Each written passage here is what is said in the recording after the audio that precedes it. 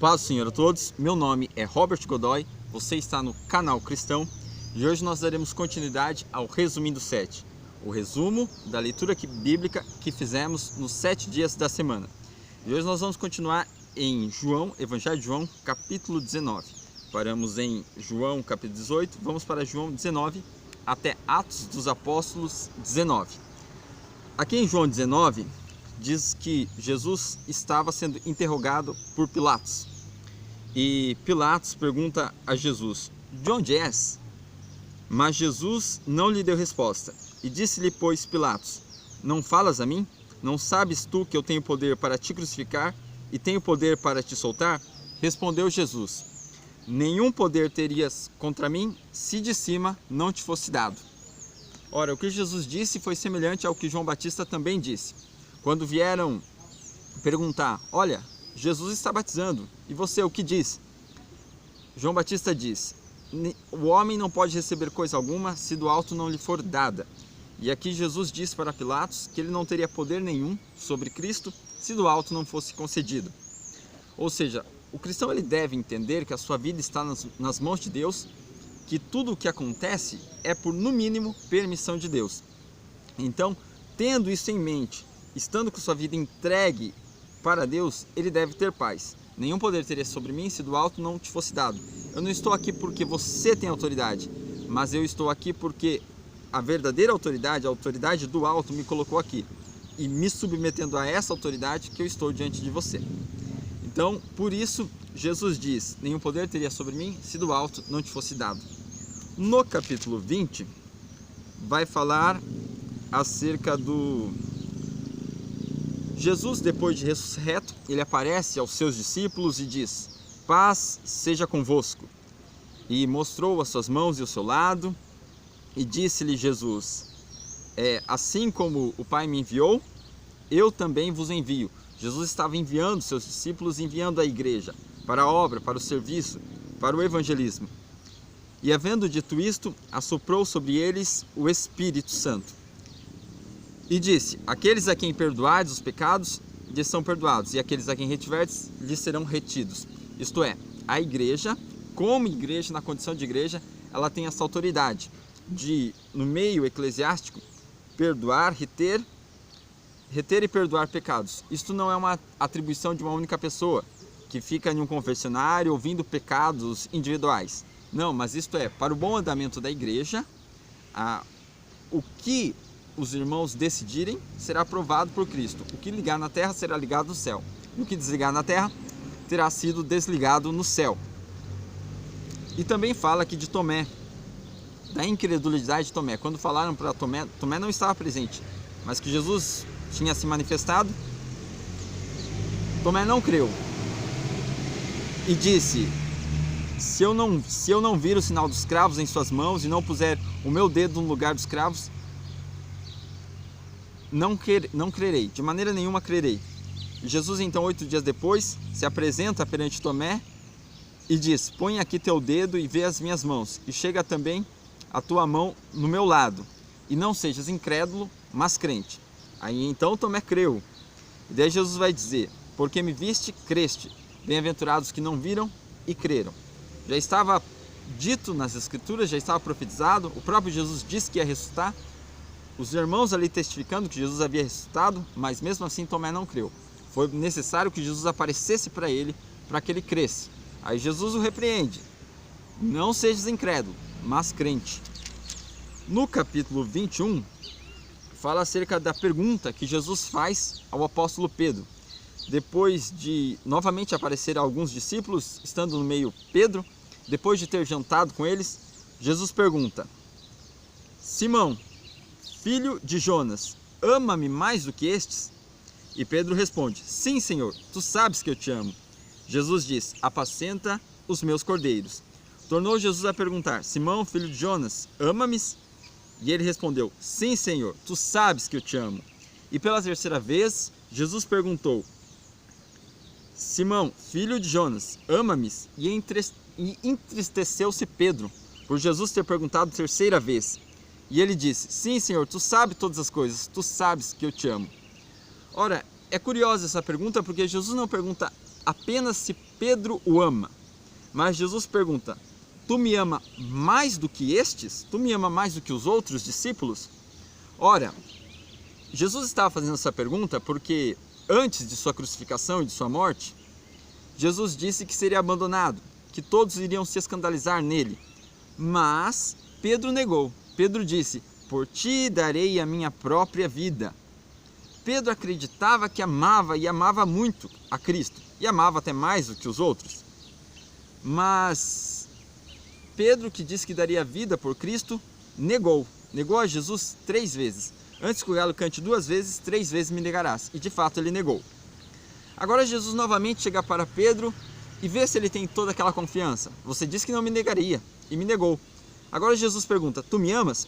Só que o interessante é que Jesus, para perguntar se Pedro amava, ele usa a palavra agapau, palavra derivada de ágape, que significa amor perfeito, amor sacrificial, aquele tipo de amor que o indivíduo dá a vida pelo outro. E Pedro diz que ama, só que Pedro usa a palavra filéu, isto é, a palavra filéu significa amor de amigo, amor de irmão. Então Jesus pergunta: tu me amas a ponto de dar a vida por mim? E Pedro diz: eu te amo como amigo. Aí Jesus pergunta novamente: Pedro, tu me amas? Amor agapau. E Pedro vai responder: sim, Senhor, eu te amo como amigo, como irmão. Aí Jesus muda a pergunta e diz: Pedro, tu me amas com filéu, isto é, amor de amigo, amor fraternal? Aí Pedro vai dizer: sim, Senhor, tu sabes todas as coisas, tu sabes que eu te amo com amor de amigo, com amor fraternal. Porque Pedro já estava convencido de que não amava Deus como deveria.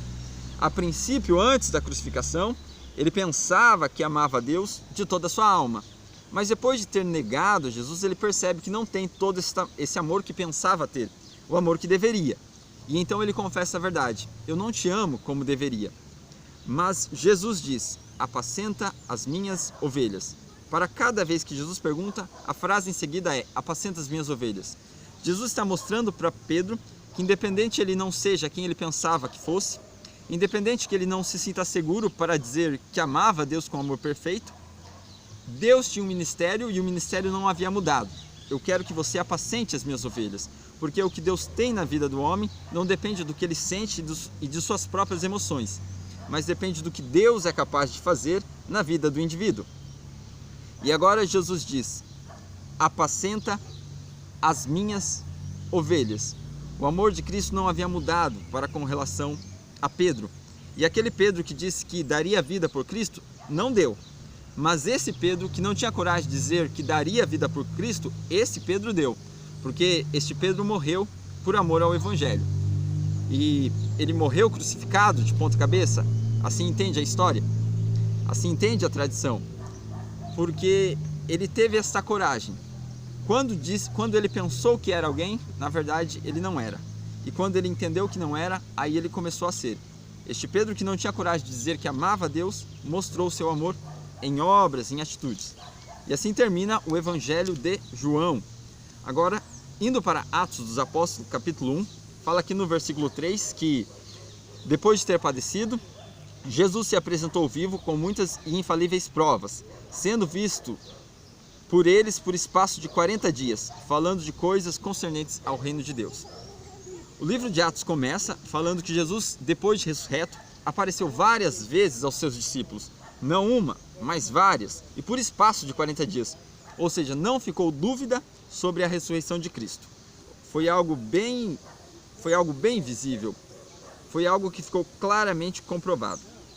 No capítulo 2, o Espírito Santo desce, os discípulos recebem ali o Espírito Santo e Pedro começa a pregar aos judeus ali presentes, aos religiosos. E eles, ouvindo aquela pregação de Pedro, eles se arrependem. E eles perguntam: o que faremos agora?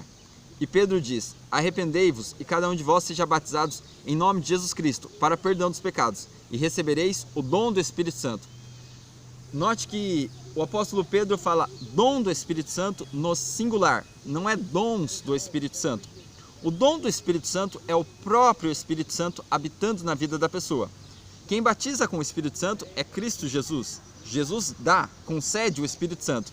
Mas o Espírito Santo, por sua vez, ele mesmo possui dons para conceder aos homens.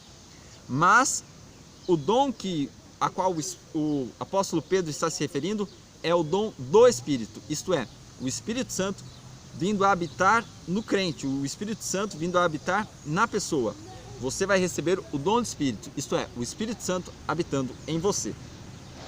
No capítulo 3, fala aqui sobre um outro sermão do apóstolo Pedro, onde depois dele, o apóstolo Pedro e João foram ao templo, e lá estava um coxo, um homem que era coxo desde o ventre, e ele estava pedindo esmola, e Pedro, olhando para ele, disse: não tenho prata nem ouro, mas o que eu tenho eu te dou. Em nome de Jesus Nazareno, levanta e anda. Ora, depois de ter dito isso, e o coxo ter ficado curado, os que ali estavam ficaram admirados e ficaram olhando para Pedro como se ele tivesse feito alguma coisa. E então Pedro diz: homens israelitas, por que vós maravilhais disto? Ou por que olhais tanto para nós como se nós, por nossa própria virtude ou santidade, fizéssemos andar este homem? O Deus de Abraão, Isaque e Jacó, o Deus de nossos pais, glorificou a seu Filho Jesus Cristo, a quem vós entregaste, e perante a face de Pilatos negaste, tendo determinado que fosse solto. Mas vós negastes o santo e justo, e pediste que vos desse um homicida, e mataste assim o príncipe da vida. Pedro está colocando ali o dedo na ferida e falando: olha, esse milagre aqui aconteceu em nome de Jesus. Esse Jesus que vocês crucificaram. Vocês estão admirados desse coxo andar, mas quem fez isso foi o poder de Cristo. E foi esse o Cristo que vocês mataram, que vocês crucificaram, que vocês negaram. Pedro está colocando o dedo na ferida, mostrando que um cristão, alguém cheio do Espírito Santo, ele faz isso, ele chama o pecado pelo próprio nome, ele não tem rodeios. No capítulo 4, vai falar aqui acerca do princípio da igreja. Fala aqui que os crentes, a princípio, no começo da era apostólica, era um coração e alma da multidão dos que criam. E ninguém dizia que coisa alguma do que possuía era propriamente sua, mas todas as coisas lhe eram comuns, isto é, eles tinham tudo em comum, eles dividiam tudo. Fala aqui que nenhum deles considerava propriamente seu o que tinha, mas dividia com o outro e ninguém tinha necessidade. Isto era algo espontâneo, isso não era um mandamento, isso não era uma regra, isso era algo espontâneo. Muitos ali vendiam suas propriedades e dividiam com os demais, mas era uma coisa espontânea. No capítulo 5, vai falar que um homem chamado Ananias, com sua esposa Safira, vendeu uma propriedade, guardou parte do dinheiro que arrecadou e colocou outra parte aos pés dos apóstolos, fingindo que tinha dado tudo aos apóstolos, mas isto era uma mentira. Então disse Pedro: Ananias, por que encheu Satanás o teu coração para que mentisse ao Espírito Santo e retivesse parte da herdade? Guardando-a não ficava para ti, e vendida não estava em teu poder? Por que formaste este desígnio em teu coração? Não mentiste aos homens, mas a Deus. Isto é, porque naquele momento Ananias e Safira estavam enganando, tentando mentir a Deus. E no mesmo momento Deus executou o juízo e ele morreu, ele caiu, expirou ali diante do apóstolo. Pouco tempo depois chegou sua mulher, Pedro confirmou: você vendeu por tanto? E ela contou a mesma mentira, disse que vendeu por tanto, e também ela morreu. E isto trouxe grande temor à igreja, vendo todos ali que com Deus não se brinca. No capítulo 6, fala que Estevão pregava, versículo 10, e não podiam resistir à sabedoria de Estevão. Estevão estava cheio do Espírito Santo, e a pregação de um homem de Deus não pode ser resistida. Não podiam resistir à sabedoria com que falava. No capítulo 7, versículo 54, fala que muitos ali ouvindo Estevão, ficaram enfurecidos em seus corações e rangiam os dentes contra ele. Mas ele, estando cheio do Espírito, fixando os olhos no céu, viu a glória de Deus e Jesus, que estava à direita de Deus, e disse: eis que vejo os céus abertos e o Filho do Homem que está em pé à mão direita de Deus. Mas eles gritaram com grande voz, taparam seus ouvidos e arremeteram unânimes contra ele, expulsando-o da cidade, o apedrejavam. Isto é, eles não suportaram ouvir a palavra de Deus, e apedrejaram Estevão até a morte. Versículo 60 diz: e pondo-se de joelhos, clamou com grande voz: Senhor, não lhes impute este pecado. E tendo dito isto, adormeceu, isto é, morreu. Estevão foi o primeiro mártir da igreja. No capítulo 8, conta a história de Felipe e o eunuco etíope. Felipe foi enviado para evangelizar, pregar um evangelho ao eunuco etíope. Este voltava da adoração em Jerusalém. Ele tinha ido até Jerusalém para adorar, e quando regressava, Deus mandou que Filipe fosse até ele. E Filipe foi, ele estava lendo ali Isaías, e Filipe perguntou: entende tu o que lês? Ele respondeu: como poderia entender se ninguém me explicar? Então Filipe explicou a palavra para ele, ele creu, e aceitando a Cristo, andando um pouco mais adiante, eles viram um pouco de água. E ele perguntou: eis aqui a água, que impede que eu seja batizado? E Filipe falou: é lícito se creres de todo o coração. E ele falou: eu creio que Cristo é o Filho de Deus. Então Filipe o batizou. Ora, muitos usam essa passagem para batizar pessoas imediatamente. A pessoa aceita Jesus e logo em seguida é batizada. Nós não cremos que essa passagem dê base para isso, porque este eunuco etíope, ele não era qualquer pessoa. Embora ele pudesse ser um gentil, ele tinha conhecimento da lei. Tanto é que ele não só sabia ler, mas estava ali consigo uma escritura de Isaías.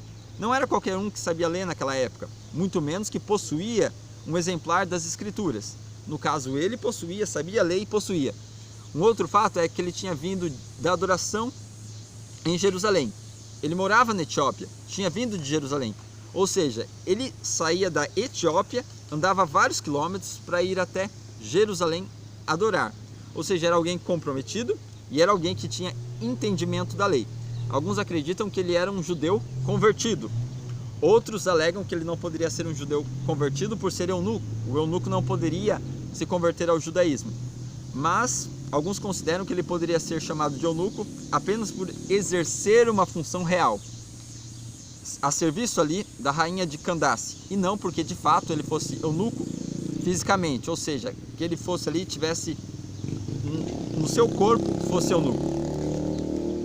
No capítulo 9, vai falar da conversão de Saulo. Saulo tem um encontro com Cristo. Após esse encontro ele se converte, mas também fica cego. E Deus vai mandar que Ananias vá até Saulo, ore por ele, para que ele recupere a visão. Mas Ananias, tendo ouvido falar do que Paulo fazia, como Paulo perseguia os cristãos e tinha poder para prendê-los, Ananias fala para Deus: Senhor, muito ouvi acerca deste homem, como persegue os teus santos, como persegue a tua igreja e tem poder para prender. Aí Jesus vai dizer uma coisa muito interessante: vai, porque este é para mim vaso escolhido, para levar o meu nome diante dos gentios e dos reis e dos filhos de Israel. E eu lhe mostrarei o quanto deve padecer pelo meu nome.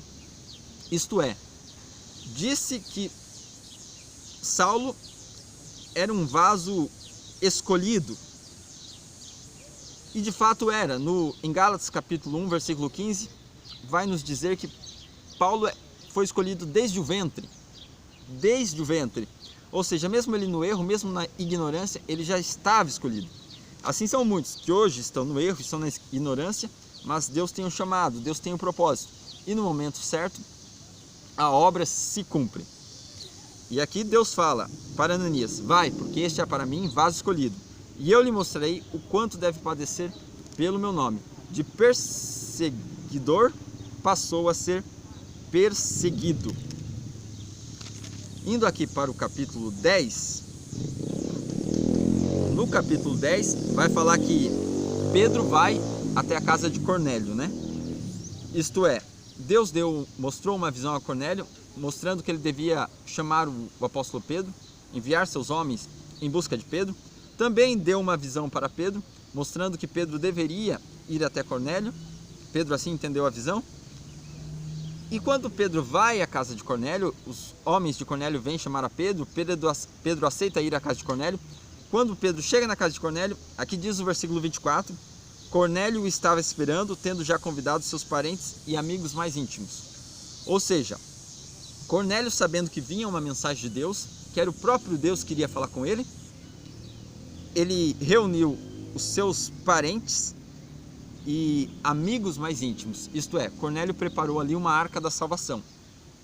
Sabendo que vinha uma mensagem de Deus, ele não queria receber aquela mensagem sozinho, mas ele chamou os seus parentes e amigos. Isso é importante. Isso é uma atitude interessante da parte de Cornélio, se preocupar com os seus familiares e amigos.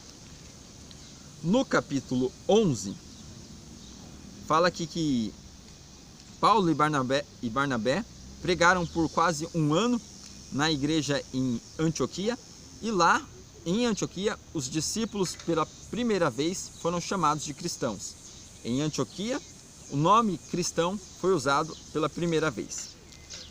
No capítulo 12 fala que Herodes estava irritado com o pessoal de Tiro e de Sidom, e que estes, como dependiam do país de Herodes, vieram pedir condições de paz a ele. E então ele, colocando suas vestes reais, em um dia determinado, designado, foi falar a eles. E o que não faltavam eram bajuladores. E eles gritavam: voz de Deus, e não de homem, para bajular Herodes. Herodes não rejeitou aquela bajulação, recebeu, considerando-se de fato Deus. No mesmo momento, Deus o feriu, o anjo do Senhor o feriu, e ele, comido por bichos, expirou, morreu. Ou seja, Deus executou um juízo imediatamente por aquele pecado que Herodes cometeu, de se colocar como Deus. No capítulo 13, fala aqui que Paulo e Barnabé evangelizavam o procônsul Sérgio Paulo, e que Elimas, o encantador, que estava com ele ali, tentava fazer o procônsul desviar-se da fé, não dar ouvidos à fé. Então, versículo 9 diz: todavia Saulo, que também se chama Paulo, cheio do Espírito Santo, fixando os olhos nele, disse: ó filho do diabo, cheio de todo engano e de toda malícia, inimigo de toda justiça, não cessarás de perturbar os retos caminhos do Senhor? Eis agora, pois, contra ti a mão do Senhor, e ficarás cegos, sem ver o sol por algum tempo. E no mesmo instante a escuridão e as trevas caíram sobre ele, e andou à roda, buscando a quem o guiasse pela mão. Um outro juízo de Deus imediato, onde Elimas, o encantador, se opunha ao evangelho, se opunha à voz de Deus, e Deus fez com que ele ficasse cego ali na mesma hora. Agora, o que eu vou destacar aqui é o versículo 9, onde diz aqui: todavia Saulo, que também se chama Paulo. Ora, roda por aí, conta-se por aí que Paulo teve o seu nome mudado. Antes da conversão se chamava Saulo, depois da conversão se chamou Paulo. Isso não é verdade. Paulo, ele possui dois nomes. Saulo é um nome hebreu, porque Paulo era judeu e tinha o seu nome hebreu, que era Saulo, mas também tinha o nome Paulo, porque Paulo tinha cidadania romana, e Paulo é um nome latino, porque o pai do apóstolo Paulo era romano. Então ele possuía o nome de hebreu, Saulo, que é o mesmo que Saul, e possuía o nome latino, que é Paulo. Não houve momento algum onde o nome do apóstolo houvesse sido mudado. Pelo contrário, mesmo depois da conversão, ele continua sendo chamado de Saulo.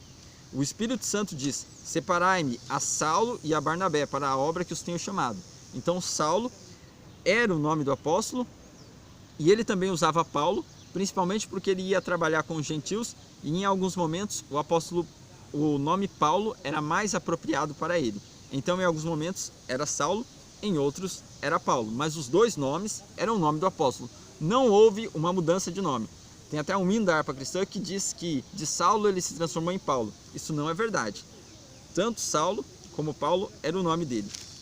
No capítulo 14, fala aqui sobre o apóstolo evangelizou em várias cidades, e depois ele voltava para algumas cidades, voltou para Listra, Icônio e Antioquia, confirmando os ânimos dos discípulos, exortando-os a permanecer na fé, pois que, por meio de muitas tribulações, nos importa entrar no reino de Deus.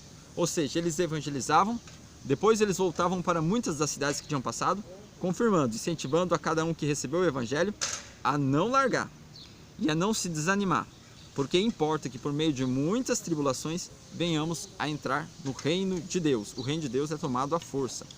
Há momentos de sofrimento. No capítulo 5, fala que alguns judaizantes, vindo da Judéia, começaram a perturbar ali alguns que tinham se convertido ao cristianismo, falando que era necessário circuncidar, e se não circuncidassem, eles não poderiam ser salvos. Paulo e Barnabé se levantaram contra aquilo. e tiveram uma não pequena discussão contra aqueles judaizantes. Foi decidido que eles deveriam ir até Jerusalém para consultar os demais apóstolos acerca daquela questão. Aquilo foi decidido, o apóstolo Tiago anunciou que os gentios não deveriam se circuncidar, não precisariam, só deveriam guardar-se das contaminações dos ídolos, da fornicação, do que é sufocado e do sangue. Mas o que eu vou destacar aqui é que nada disso precisava ter acontecido. Essa discussão toda não precisaria ter acontecido. Se quando estes irmãos que foram recebidos, esses judaizantes, eles tivessem sido mais observados. Porque quando uma comunidade religiosa vai receber alguém, é necessário que os líderes, principalmente os líderes, estejam atentos a essa pessoa que está entrando na igreja. Porque, principalmente se ela veio já de um movimento religioso, é necessário que verifique se ela aceita a doutrina, se ela se concorda com a doutrina, porque senão a pessoa pode entrar numa comunidade religiosa e depois causar problemas. Foi aqui o caso. Isso não é necessário, não era necessário que tudo isso houvesse. Muitas vezes, alguns líderes dormem no ponto, só fecha a porta depois que o ladrão entrou. No caso, quando nós vamos receber pessoas, se ela for do mundo, ela tem que ser orientada, ensinada com a palavra desde o início. Se ela for de fora, ela tem que ser também orientada e ainda com cuidado maior, porque senão pode haver ali um desvio doutrinário e aquela pessoa perturbar ali toda a congregação. No capítulo 16, fala aqui da conversão do carcereiro. Paulo e Silas tinham sido presos e perto da meia-noite eles oravam e cantavam louvores a Deus. Deus, por meio daquela situação, causou ali um terremoto. E de repente sobreveio um tão grande terremoto que os alicerces do cárcere se moveram. E logo se abriram todas as portas e foram soltos das prisões de todos. E, acordando o carcereiro e vendo abertas as portas da prisão, tirou a espada e quis matar-se, cuidando que os presos tinham fugido. Mas Paulo clamou com grande voz, dizendo: não te faças nenhum mal, estamos todos aqui. Ou seja, houve ali o terremoto, todos os presos se viram livres das cadeias, das amarras que os prendiam, mas não fugiram. O carcereiro, quando viu que a cadeia tinha sido quebrada, ele pensou em se matar, porque era uma grande responsabilidade cuidar de presos naquela época, visto que se ele deixasse alguém escapar, ele poderia ser morto. Era uma grande responsabilidade, porque não se tolerava que um preso fugisse. E assim ele pensa em se matar. Mas o apóstolo Paulo diz: não te faça nenhum mal, estamos todos aqui. Após todo este acontecimento, ele vê aquela ação e se converte. E ele pergunta: o que eu devo fazer para me salvar? E eles dizem: crê no Senhor Jesus e serás salvo tu e a tua casa. E pregavam a palavra do Senhor a todos que estavam em sua casa. Isso é uma verdade. Aquele que crê no Senhor Jesus, ele vai ser salvo. E também a sua casa, se a casa dele também crê, obviamente. Porque quando alguém se converte, ele vai ser uma luz na sua família, ele vai ser uma luz na sua casa.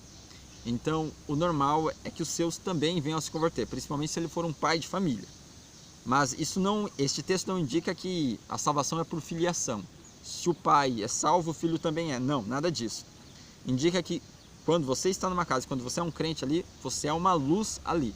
Então, a sua família tem uma probabilidade maior de ser salva. Se eles também crerem, se eles também aceitarem Jesus, serão salvos. Crê no Senhor Jesus e será salvo tu e a tua casa. A partir de você, a obra é feita na sua casa. No capítulo 17, fala sobre que Paulo e Silas pregaram na Bereia e diz assim, versículo 11: ora, esses foram mais nobres do que os que estavam em Tessalônica, porque de bom grado receberam a palavra, examinando a cada dia nas Escrituras se essas coisas eram assim. Ou seja, os ouvintes lá de Bereia, quando eles ouviram a palavra, eles não acreditavam de imediato. Eles conferiam nas Escrituras para ver se aquilo que os apóstolos estavam falando estava de fato ali registrado. E é claro que a verdade não perde com a investigação. A verdade, como é verdade, quanto mais investigada, mais se concluirá que de fato é verdade. E o autor aqui registra aqui: ora, estes foram mais nobres que os que estavam em Tessalônica, porque de bom grado receberam a palavra, examinando cada dia nas Escrituras se essas coisas eram assim. Esse é o capítulo 17. No capítulo 18 fala que Paulo, impulsionado no Espírito Santo, Paulo foi impulsionado no Espírito e ia testificando aos judeus que Jesus era o Cristo. Mas os judeus, resistindo e blasfemando, então Paulo sacudiu as vestes e disse-lhe: o vosso sangue seja sobre vossa cabeça, o vosso sangue seja sobre a vossa cabeça. Eu estou limpo, desde agora parto para os gentios. Ou seja, ele pregou a palavra, fez a parte dele, e como não foi ouvido, ele falou: eu estou limpo, o sangue de vocês seja sobre vocês mesmos, a minha parte eu fiz. É esse o papel do cristão, de pregar. Nós não convertemos ninguém, nós apenas pregamos. No capítulo 19, diz aqui que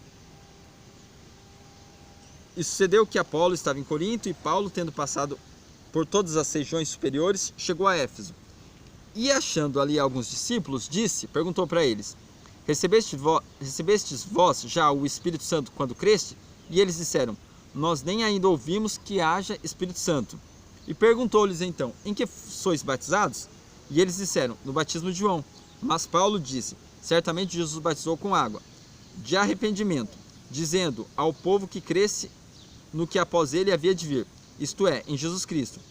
E os que ouviram foram batizados em nome do Senhor Jesus. E impondo-lhes Paulo as mãos, veio sobre eles o Espírito Santo, e falavam línguas e profetizavam. A pergunta é: qual a diferença entre o batismo de Jesus e o batismo de João? O batismo de João era o batismo de preparação. João era aquele que preparava o caminho do Senhor. Então o povo estava afastado de Deus, e o povo de Israel às vezes estava mais preocupado com questões políticas de libertação do Império Romano do que propriamente nas questões espirituais. João Batista, como ele exerceu um ministério ali um pouco antes de Cristo se manifestar, ele levou o povo a pensar nas coisas espirituais, deixou o povo mais espiritualizado. Mas esse batismo era apenas um batismo de preparação.